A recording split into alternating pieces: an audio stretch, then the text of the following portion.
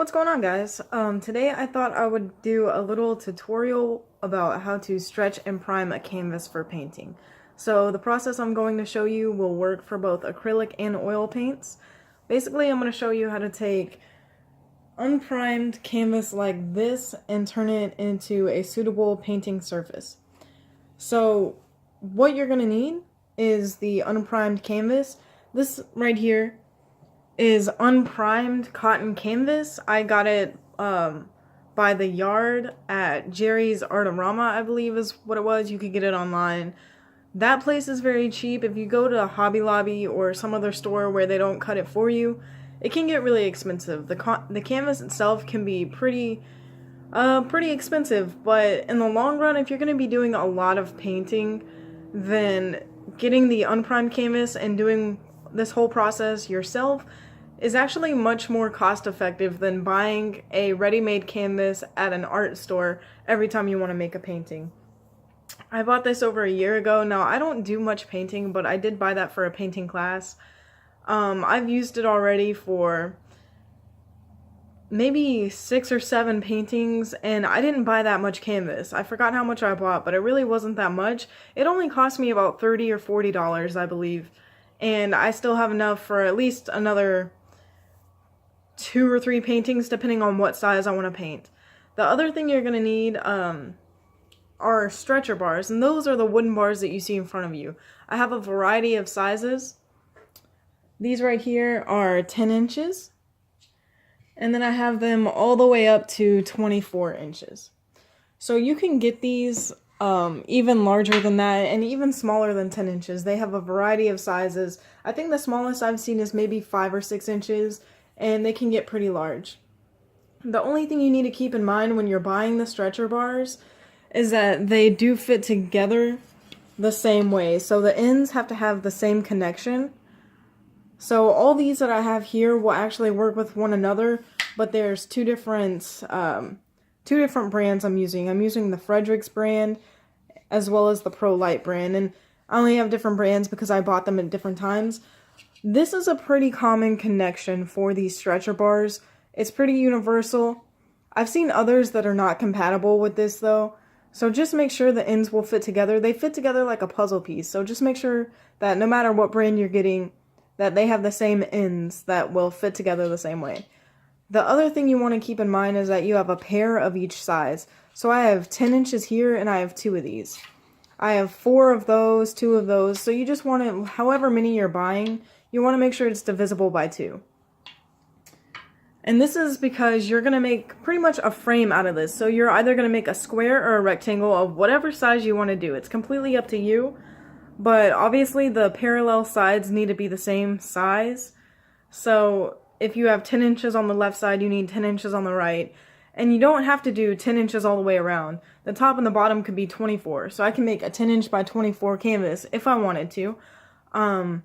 Yeah, I have 10 inches, 11, 12, 16, 20, and 24 inches, and you can get them, like I said, in all different sizes. So those are the 2 things that you use to actually make the canvas. The rest is for priming. So as you can see by that white tub right there, that is acrylic gesso. So this is just Master's Touch acrylic gesso. It was $15 at Hobby Lobby.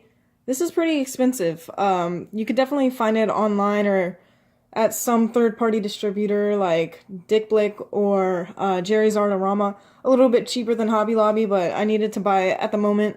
This is 32 ounces of white acrylic gesso for $15 at Hobby Lobby. After you stretch the canvas, you'll use that gesso to prime the canvas. So to get it from just a raw canvas like that to a paintable surface. Some tools you'll need are some scissors, some pliers. Now these are not ideal. There is specific pliers made for stretching canvas, and they have kind of a more ergonomic handle, and the mouth is really flat and wide. It's about that long, and it can grab onto more of the canvas at one time. And you use these to pull and stretch the canvas.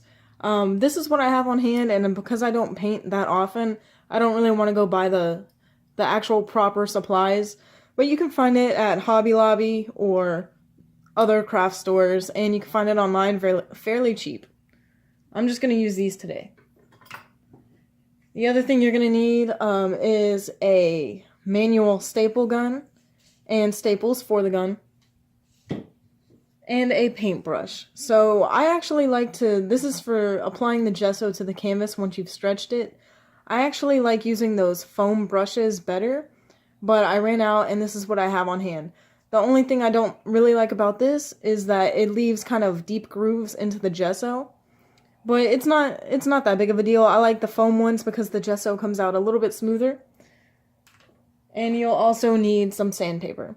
So with that, I'm going to show you how to actually stretch the canvas now.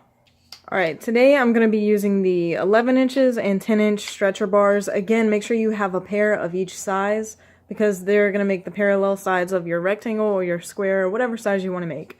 I just want to make a small canvas today for a friend, so these are what I'm going to use. So there are a couple things to note. On the front of this, I don't know if you could tell, but there's a little ridge right here. Yeah, that's a better angle. You can tell there's a ridge at the top of this. There's also one at the back. Now, some of these are flat on one side and have the ridge on the other. And if that's the case, you want to apply the canvas to the flat edge on the back. This is the same on both sides, so it doesn't matter. I'm just going to put them together. So like I said, these fit together like a puzzle piece. So just wiggle it back and forth until you can get it pretty much in the right spot. You're going to have to push kind of hard. Once you get it to this point, you can use a hammer to bang it in. I'm going to go ahead and fit all the pieces together like this before I start hammering stuff. So I'm going to go ahead and do that now. Alright, so I've gotten it to this point. This is about as good as I can get it. And you really want to try to get it as square as possible. So make sure all these corners are flush together as much as you can possibly get it, because this is going to be the shape of your canvas. So if it's crooked and it's kind of slanted at one side, you're going to be able to see that when you put the canvas on, and your whole painting is going to be a little bit crooked.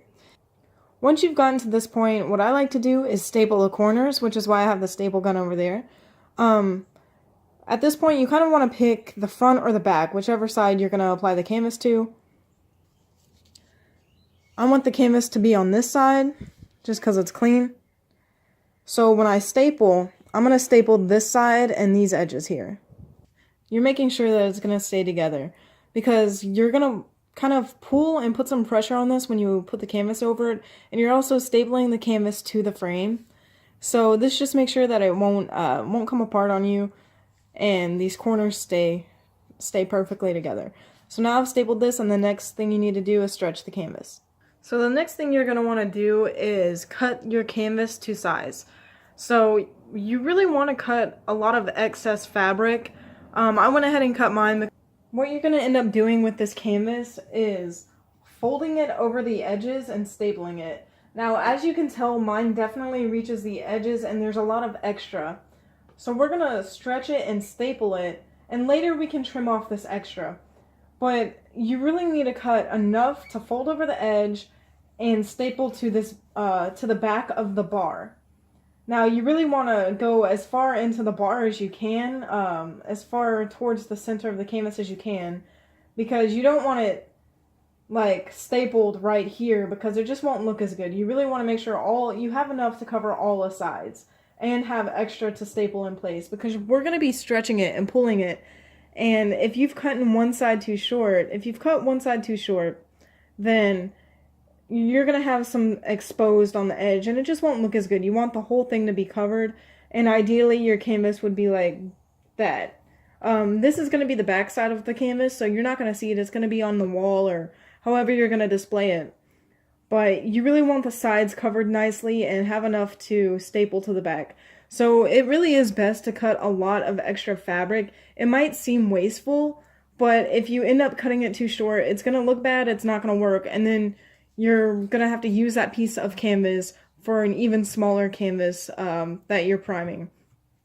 So it really is best to just cut plenty of fabric to cover the entire frame. Lay down your canvas. It doesn't matter, both sides should be the same of the canvas, so it doesn't matter which way it faces. You might have some spots like this. It looks like I've gotten some dirt or maybe some oil paint on this.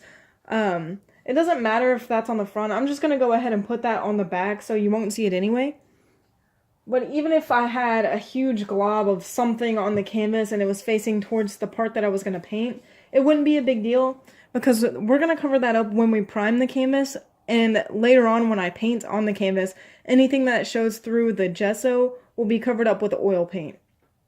So it really doesn't matter if it's not perfectly clean because the gesso is going to cover that up, and anything the gesso won't cover up, you'll cover up when you're painting. So lay your stretcher bars, now your frame that you've stapled and it's secure and it's not going to come apart. Whatever part you want to apply the canvas to, lay that face down on the canvas. I'm going to use this clean side here to put on the front of the canvas. So when the canvas is over this is going to be the surface of the painting and this is going to be the back. So this part's going to be exposed. And the reason I'm doing that is because I did have some labels here and I've tried to take those off, but there's a little bits of adhesive and some paper, and I just don't want that to bump through my painting when I'm painting. I don't want to be able to see any ridges or any little bumps or imperfections. So I'm going to go ahead and make this the side that will be on the canvas that I'm painting. So that is face down now. And you're going to start on one side. I usually start on the side that's next to me. And you're just going to fold the canvas over and staple it. Staple it in the middle and then kind of smooth it out, staple it on the edges. When you're working with a really large canvas, you're obviously going to need more staples to hold it in place along the edge. Here, 3 or 4 staples will do because it's such a small canvas.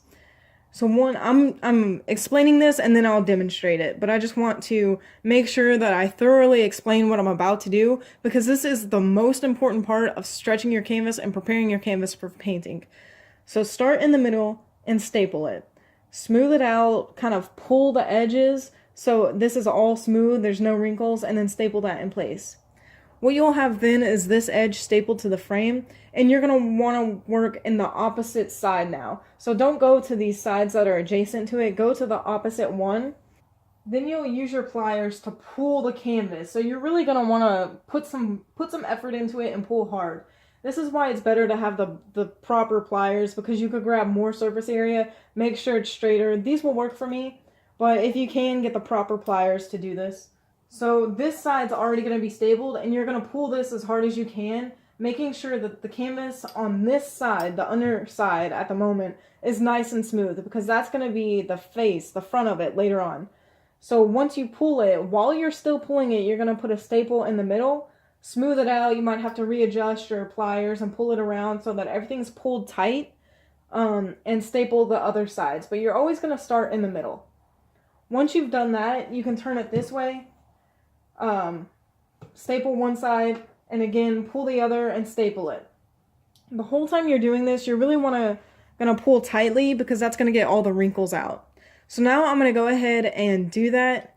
I just really wanted to explain what I'm about to do before I do it, just so that you get a thorough explanation and a good understanding of what to actually do. So I've made my initial staple here just to hold that in place. Now I'm going to pull on these edges here just a little bit. I don't need to use the pliers right now, just to make sure everything's nice and smooth. I'm going to go ahead and get the corners as well.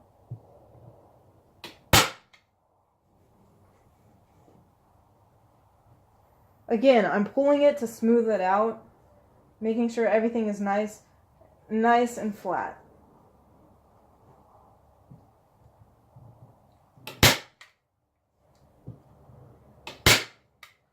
So this side is fine. I haven't had to use the pliers yet. Now is when I'm going to use the pliers to really pull this side towards me.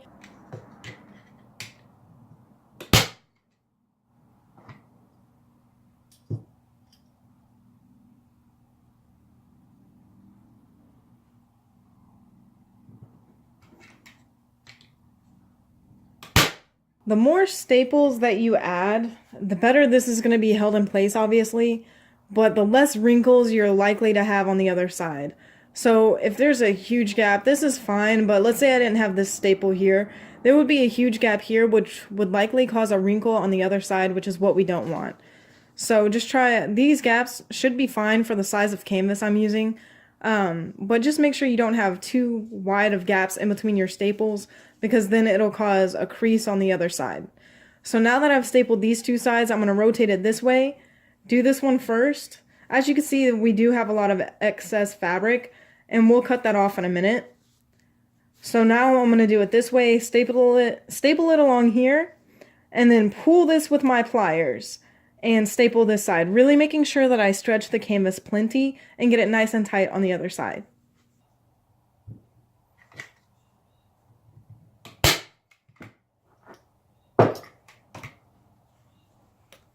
So I've done that. Now the canvas is securely attached to the frame that we made. And as you can tell, this is not very pretty looking. We're going to trim this up, and then I'm going to show you how to fold the corners over nicely, because these will be exposed when you're hanging it or displaying it. So you want to make sure the corners are nice and flat. As you can see on this side, virtually no wrinkles. Like I can feel it.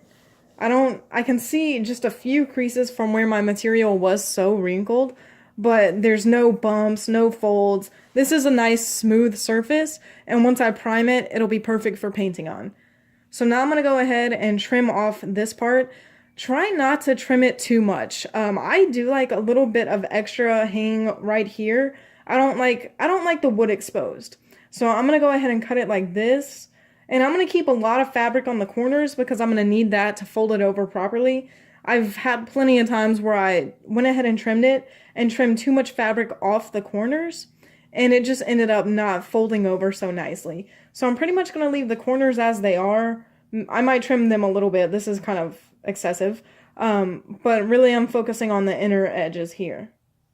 Okay, now I've trimmed it except for these corner bits. I've cut a little bit of that off, but still pretty sloppy on the corners. I did go ahead and cut this interior square here. I said I didn't want the wood exposed. As you can see, there is a little bit, I don't know if you can see that, but I can tell that there's a little bit of wood exposed on this side. It really doesn't matter. This is the piece that you're not going to see. So this is the front where the painting's going to be. And this part's going to be on the wall or not facing the viewer at all. So you want to clean it up. I'm not going to leave these corners with that much fabric because obviously when I look at it from this side, I can see that there is fabric over here. And if I try to hang this on the wall, it's going to protrude too much because of the excess fabric. So I still need to go ahead and trim those pieces. But this interior part, it's good enough. If you accidentally cut it too far in and you can see some wood or it's not straight, it doesn't matter. That part won't be seen. As long as it's stapled in place and you don't cut it past the staples, obviously. But as long as it's stapled in place and it's not going to move, then you're fine. If you don't cut it even or there's some strings hanging back, it really doesn't matter because this part's not going to be seen. But now I want to show you how to fold over the edges. So this is a little bit difficult for me to explain because I have to remember every time I do this.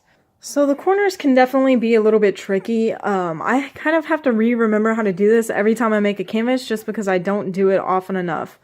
Really, you just want to get the fabric to lay down nice and flat in a way that when the viewer is looking at the canvas, it looks good. It looks clean. It doesn't look sloppy. So if I had this over here like that and I stapled that and trimmed that, there would be a raw edge here, this raw edge, and a lot of excess fabric over here, and that just wouldn't look good. So you kind of just pick and play with it until it looks good and clean. So for this corner, I'm going to line it up with this edge here and fold everything this way and staple it there.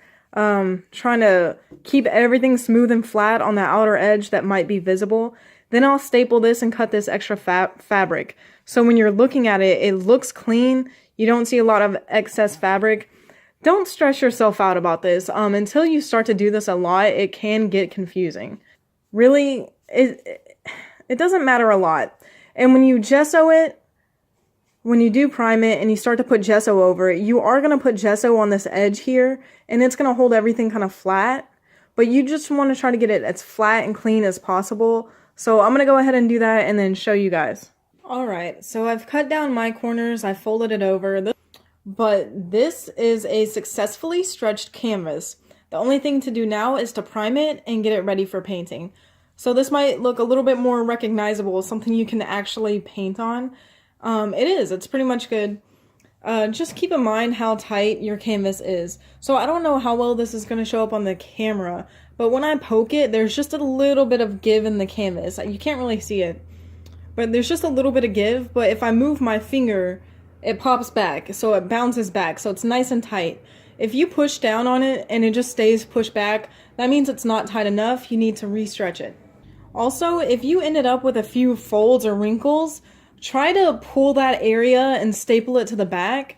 So a lot of time that will get rid of any wrinkles that you've ended up with. If it's really bad, you have a huge fold and you can't pull it out, then just undo the staples around the canvas and re-stretch it. It's not a huge deal. Especially if this is the first canvas you've ever stretched, it's not a big deal. But yeah, this is my stretch canvas. So now what I want to show you is how to prime the canvas. So this is the part where you prepare your canvas for the paint. As it is right now, there are two things that's wrong with it. One, it's not white. It's that beige color, whatever color the canvas was to start off with. So it's not white, which ideally you would have a white surface. And that's why I'm using white gesso. People who have done this often and have a strong understanding of color theory will add a little bit of paint to their gesso to tint it. So I've seen people do gray tinted or kind of brown sepia tinted. And that's because they have an idea of what they're going to paint ahead of time and they kind of want that underlying color there. I don't. I'm not comfortable with that yet, so I'm going to go ahead and use white. If you've gone into a store and seen some black canvases, they also do use black gesso. You can either buy the different colored gessos or you could add your own paint and mix it. You just have to really mix it thoroughly if you're going to do that so that it's one solid color and there's no streaking.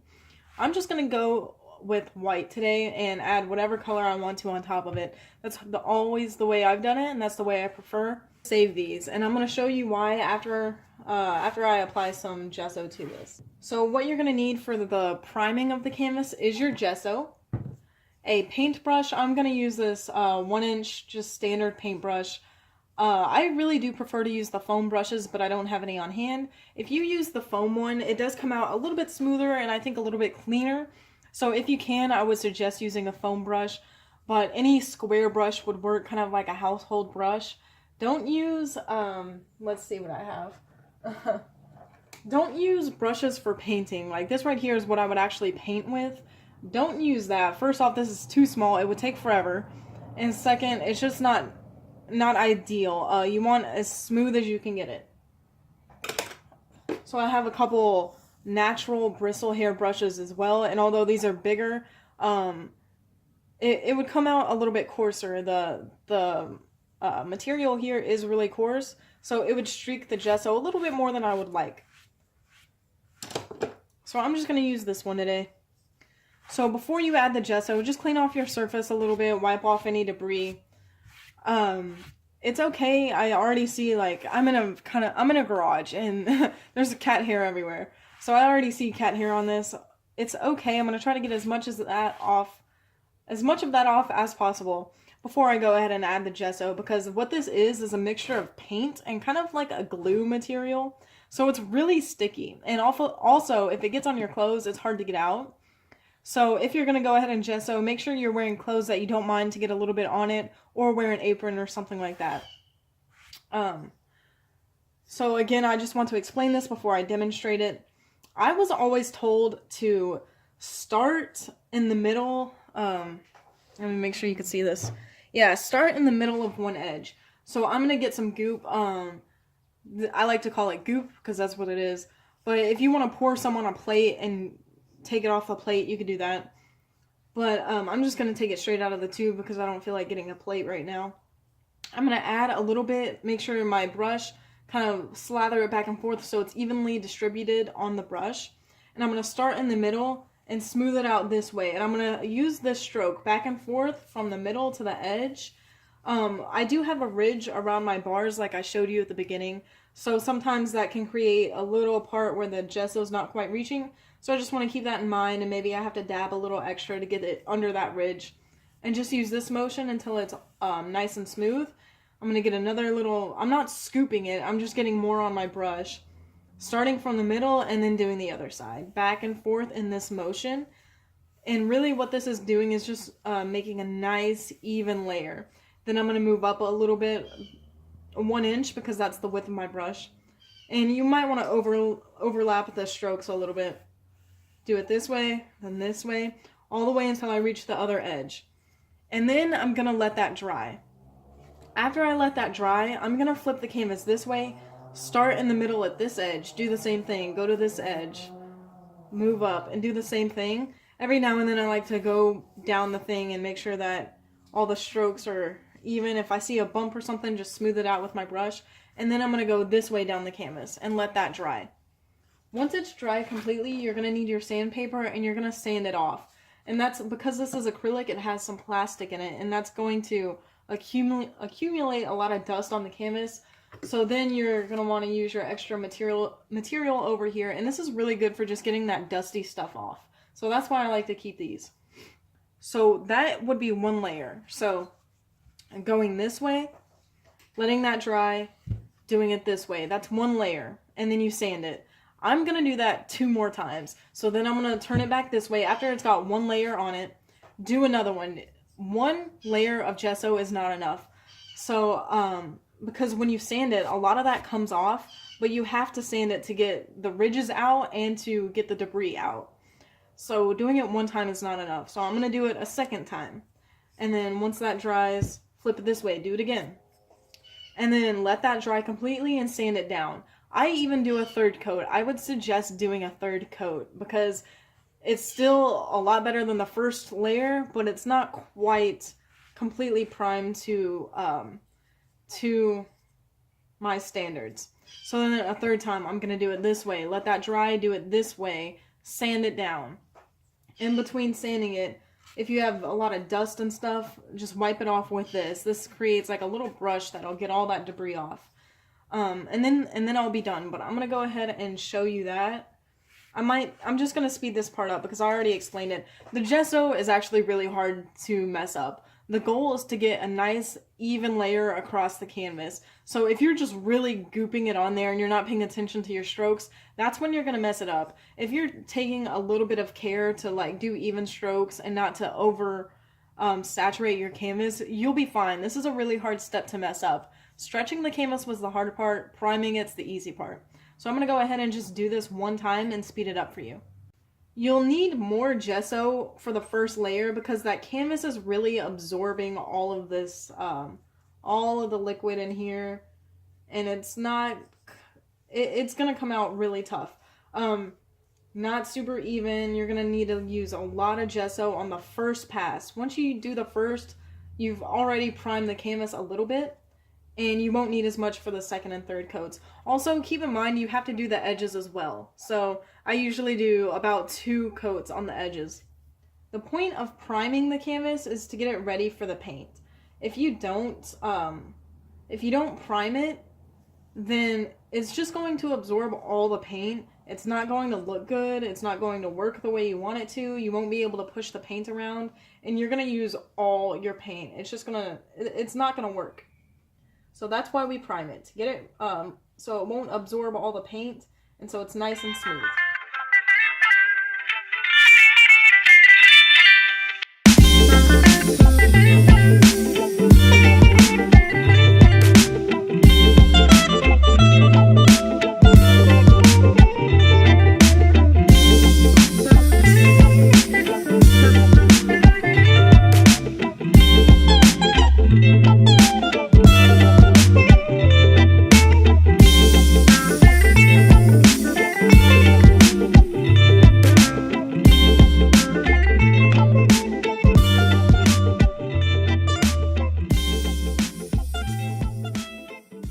But I also wanted to mention that if you were painting on wood as opposed to canvas, then you would do the same process. This is how you would prime your wood. If you're using like MDF or Masonite or any kind of wood panel, obviously there's no stretching canvas because you're not using canvas. But to get the wood ready for painting, you would apply the gesso the same way I'm showing you how to do on this canvas. So if you ever want to experiment and paint on wood, this is the process that you would prime it. It's also essential that you do prime your wood before you paint on it, just so it doesn't absorb the paint either.